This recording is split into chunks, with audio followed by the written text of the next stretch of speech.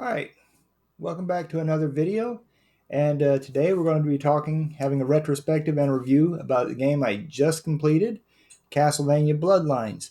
So I wanted to go ahead and first bring up several ways of going about legally obtaining this game for those of us who do like to stay within the bounds of the law, as it were. And Fortunately, there are many options for getting this game, fairly widespread now, which probably prior to 2019 was not the case. It was actually extremely difficult to get this game. Like there used to be there are a lot of Genesis games on Steam, for instance, that you can buy for like 99 cents each. Castlevania Bloodlines was never one of those. However, 2019, as you see right here, hopefully my head's not blocking it. I'll scroll up. May 16th, 2019, Konami finally decided, hey, we do like money. And so they put out this Castlevania Anniversary Collection, which you can get on PS4, Xbox One, Steam, and Nintendo Switch. I personally bought it on Steam, so that's where I got it. But basically, you can get it on any platform, and it comes with a whole bunch of games. Pretty much every one of these are what you would consider classic Vania games for the most part, with the exception of Castlevania 2 Simon's Quest, which was one of the early Metroidvania style games in the Castlevania series that was basically ignored until Symphony of the Night finally came out.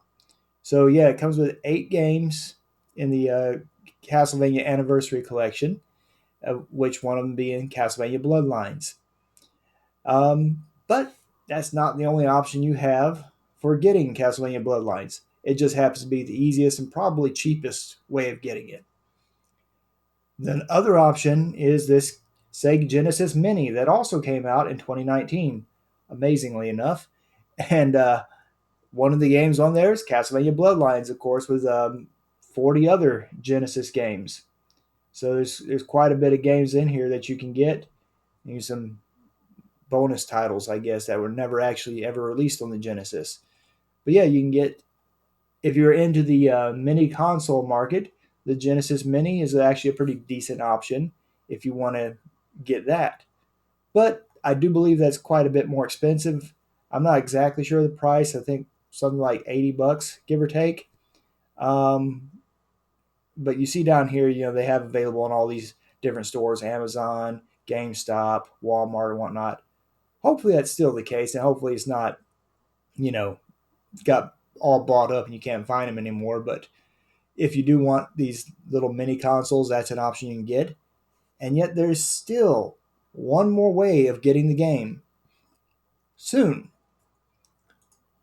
So Nintendo just released an update. They call it the Nintendo Switch Online Expansion Pack. It's going to come with Nintendo 64 games and, completely out of left field, Sega Genesis games. Once again, one of the games that's there is Castlevania Bloodlines. They even have this grossly overpriced Genesis controller you can buy. It's like $50. I mean, that's just I mean, we could talk all day long about how overpriced the control for the Sega Genesis controller for Switch Online is. Uh, if you have an actual controller like I do, I've got Wii U Pro controllers, or if you have a Switch Pro controller or anything like that, I don't really see why you would need to buy a Genesis controller. I mean, you only need 3 buttons. Well, 3 buttons and a start button, for crying out loud. Any modern controller can do that basically. So if you're paying $50 for this thing, it's purely nostalgia. But hey, you know what? It's your money. Do what you want to with it. I just think it's a waste of time. But yeah, and just a quick side note, I'm looking at this Nintendo Switch expansion pack for the Switch Online. For me, I look at this games list, and there's really almost nothing here that would interest me because I've got every single one of these games with the exception of Musha and Strider. That's it. I've got all these other games in one package or another. So if Nintendo's going to want to try to, entice me over, they're going to have a little more on offer than just 2 games for the Genesis, and of course the N64 games as well. But hey, options. That's what this is all about. Giving you a legal option to play Castlevania Bloodlines, which, if we get into the game itself, is actually a really good game. I did enjoy it. It was very challenging, to say the least. I'm going to go back to this one because I like this webpage better. So it was a very challenging game for sure. Now, when I was playing it through an emulator, uh, the Genesis Plus GX Core on RetroArch. And personally, that's how I prefer to play the game, because with that core, you can basically set up your control options and whatnot to fit your personal style. So for me, basically, I have A and B being A and B, but I also set X and Y, either or, to be the C button for the Genesis controller. So in my opinion, that works pretty well. But that's just for me. And then of course, I can tie that in with my retroachievements.org account, which I'll get back to in a minute, so I can get achievements online. So it's just a better way of playing it, in my personal opinion. In fact, one of the drawbacks, I would say, to the Castlevania Anniversary Collection is the fact that you're not able to really map the controller the way you want. You have to take the default controller layout that they have there.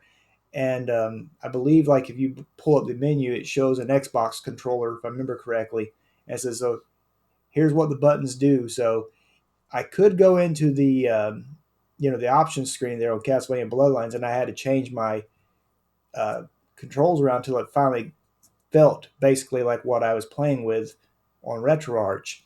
And I think it was something weird, like I had the A button for items and the C button for jump, if I'm not mistaken. It was kind of weird the way I had it set up, but eventually it basically worked so that I could actually beat both of the games in this anniversary collection.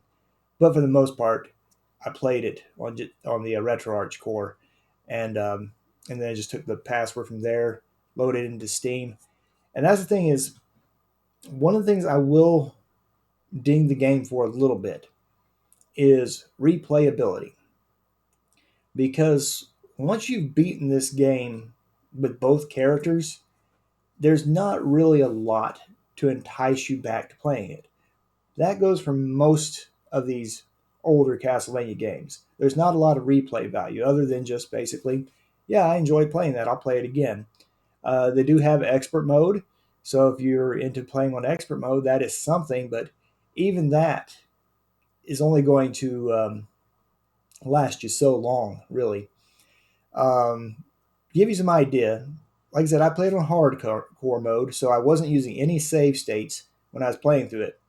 And even when I reloaded my password to go back and play it, so I make sure I could get through the level with more lives and continues intact, I didn't use save states for any of that. And so the first time playing it, maybe, you know, I'm just not the greatest player in the world when it comes to that. But first time playing through, it took me about 7.5 hours to beat the game with John Morris. That's a pretty lengthy amount of time, I'd say. Um, but then I played it again with Eric Licard, and I blew through it in like an hour and a half. So, in a way, playing on a hardcore mode is actually a good thing, because you get there, you actually learn the stages. You know things pretty well, and so that's what I did. I mean, if you're using save states, you're not really. It's kind of a cheesy way of playing the game. You don't really learn it, to be honest with you. But like I said, second time through, I kind of blew through almost all the stages with very little in the way of having to do any video editing for you all. Um, and I basically just knew how to go through all the game pretty much. It was pretty straightforward at that point. So even the second character that you play it with isn't going to be that big of a challenge, because you've learned all the patterns for the most part. I mean, there are two stages off the top of my head, two stages where Eric Lecard has to take a different route than John Morris did because he can't swing across the top of the walls like Morris can. So other than those two areas, you know, it's still basically the same game. So you're talking four stages are exactly the same for all intents and purposes. So yes, that would be my biggest ding against the game is the fact that there is no replay value normally. Um, and it is challenging, but that's the thing is people were saying like, oh, it's a really hard game. It's one of the hardest. Well, I mean, if you're trying to play through it all in one sitting, possibly, yeah, I could see that. Um, maybe. I mean, once you get good at it, it's probably not that challenging at all. But the way I did it, and probably the way I would have even done it back in the day prior to the introduction of save states and whatnot, is I would have just did like I did. I was like, well, I kind of sucked going through there. Let me play through that level again until I get good and don't die so often. And the way I played it now is probably exactly the way I would have played it back in the day. I mean, I don't think I would play through and get as far as I could and then die and say, okay, I'm going to start over again and try it again. Yeah, you would definitely make it harder on yourself if you did it that way, but that's also kind of not a very smart way of playing, to be honest with you. So probably taking each level one at a time until you get good at them is probably the preferred way of doing the game. Um, but enough about that. So, like I said, it's challenging. Is it the most challenging Castlevania game I've played? No, I don't think so.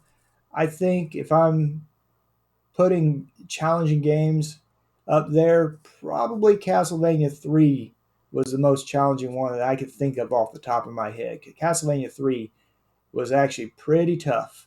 It's quite a bit tougher than this one, I believe. Um, I mean, this one it's definitely tough, but it's not the toughest. So, graphics and sound, I thought were really good in the game. I'm a sucker for this old style of game, and the Genesis itself was actually it's a good looking system in my opinion. So the game itself looks good. The music in the game, I mean, it's a Castlevania game. They're known for their music, and this one just didn't disappoint. The music from start to finish was great, and they even had some Genesis spins on some classic songs. Like right there towards the end, you had the theme of Simon right there before you took on Dracula. Awesome. I mean, the music is just great in this game. You can't fault the game for the music because it's just awesome. In fact, I think one of the songs, "Iron Blue Intention," which I believe is in the last level, if I'm not mistaken, I could be wrong. But "Iron Blue Intention" is one of those songs that was used in other games. So even this game with some of its new music end up being considered a classic song that would be used in later editions or later games in the Castlevania series. So the tradition of good Castlevania music continues here, and yeah, and then of course the game, the monster design and whatnot is all pretty much top notch. That's something that early Konami was known for, very consistent with most of their Castlevania games. I mean, the Game Boy games, that's another story altogether. But even those were pretty fun, to be honest with you. Anyway, so if I were to give this game a final score, I'd probably say 4.5 out of 5 stars, or 90% if you want to go with a percentile rating. Um, Mostly because the replayability just really isn't there after you've played through it, one or two times. Now, let me get back to the whole replayability thing, because one of the things I keep harping on a lot is retroachievements.org, which is this website right here. And so with RetroArch, you're able to create a username and password on this platform, and you can get achievements. And like you'll see in my videos, you'll see these little achievements pop up. And that is from retroachievements.org. And one of the things about this that is really nice if you play it this way is you see there are 42 achievements. Right now, I've got 29 of those 42 achievements, if I remember correctly. And they just have different things like here, like stage 3, decapitate a harpy. It's actually pretty easy to do, but that's kind of neat. They have all these different things you can pull off to get achievements, and then it's like, you know what, I want to play again because one of the things I don't have, for instance, is catch a red orb mid swing, which you can do at the end of level 4 fairly easily. I didn't, obviously, but you can do at the end of level 4 fairly easily to get that, or even complete the game on expert difficulty, because there's no incentive it prior to that to beat it on expert difficulty, even on Steam. Because on Steam, you've only get 2 achievements for the game. You beat it with John Morris, you beat it with Eric Lecard. That's your only achievements you're going to get on, and I'm pretty sure it's the same for PlayStation and Xbox as well. So, or right here, complete the game on expert without using any continues. That's a really tough one, and I don't know if I'm going to even try that. But this website here gives you a chance, a reason to continue to play the game so you can get some more achievements and whatnot. So websites like this website right here, I should say, is really cool because it does bring in that one factor that these games are lacking, and that's replayability, because they do have incentive for you to play it again to get those extra achievements that you might not have gotten before. Now, the downside to this website, unfortunately, is it is a fan-driven website. And so what that means is basically there's been at least a couple of games where I got all the achievements in them, and then a year later I say, oh look, now they've added 25 new achievements, and so they just continue to add achievements to certain games here and there. So I mean, that is a downside, but for the most part, it's kind of nice the fact that you have a dedicated community of people that just love these old games and try to bring this replayability into them, and just another reason to fire them up and experience them. So, yes, I personally think you should purchase the game to, show your support now that you actually have a way to buy the game. Because prior to 2019, I wouldn't have faulted you for wanting to play the game any way possible, because trying to, hunt down on eBay or something an old Genesis cartridge, that's not feasible. And I don't think anybody should have to do something like that if the game is not available. If it's not available, get in any way you can. However, it is available now, finally, and fairly cheaply, and you get a lot of other games with it. And on Steam, it goes on sale quite a bit. I don't think I probably paid like $6-7, something like that, for the whole thing when it came on sale. So just wait for it to go on sale. Get it cheap. You'll get all the NES games. You get the Super Nintendo game, the 2 Game Boy games, and then this Kid Dracula game, which I don't think even came out in the US originally. So you get a good bit of games to try out with it. It's definitely worth the money, and definitely worth playing it through the Retro Achievements website. So anyway, that'll do for my review. It's a great game. I think you should play it, especially around Halloween. Anyway, thank you for watching this video. I'll see you on the next one. Take care.